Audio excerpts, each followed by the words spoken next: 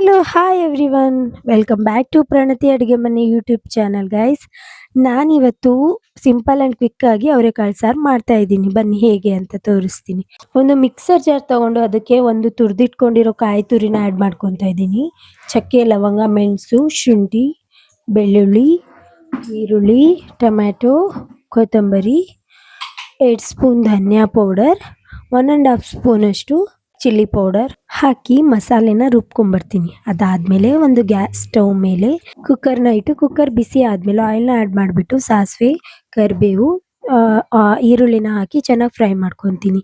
ಅದಾದಮೇಲೆ ನಾನು ಅವರೆಕಾಳನ್ನ ಹಾಕಿ ಸ್ವಲ್ಪ ಅರಿಶಿನದ ಪುಡಿ ಹಾಕಿ ನೀಟಾಗಿ ಫ್ರೈ ಮಾಡಿಕೊಂಡು ರುಬ್ಬಿಟ್ಕೊಂಡಿರೋ ಮಸಾಲೆನ ಆ್ಯಡ್ ಮಾಡ್ಕೊತೀನಿ. ಮಸಾಲೆ ನೀಟಾಗಿ ಮಿಕ್ಸ್ ಮಾಡಿಕೊಂಡು ಯಾವ ಕನ್ಸಿಸ್ಟೆನ್ಸಿಗೆ ಬೇಕೋ ಅಷ್ಟು ನೀರನ್ನ ಆ್ಯಡ್ ಮಾಡಿಬಿಟ್ಟು ಲಾಸ್ಟಿಗೆ ರುಚಿಗೆ ತಕ್ಕಷ್ಟು ಉಪ್ಪನ್ನ ಹಾಕಿ ಲಿಡ್ನ ಕ್ಲೋಸ್ ಮಾಡಿ ಒಂದು 3 ವಿಷಲ್ ಕೂಗಿಸ್ಕೊತೀನಿ.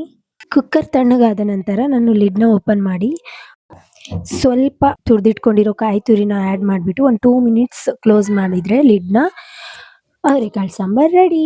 ತುಂಬ ಚೆನ್ನಾಗಿರುತ್ತೆ ಈ ಥರ ಮಾಡಿದರೆ. ನಿಮಗೆಲ್ಲ ಈ ವಿಡಿಯೋ ಇಷ್ಟ ಆಗಿದ್ರೆ ದಯವಿಟ್ಟು ಸಬ್ಸ್ಕ್ರೈಬ್ ಮಾಡಿ, ಶೇರ್ ಮಾಡಿ, ಹಾಗೆ ಪಕ್ಕದಲ್ಲಿರೋ ಬೆಲ್ ಬಟನ್ನ ಕ್ಲಿಕ್ ಮಾಡಿ. Thank you guys, thank you so much.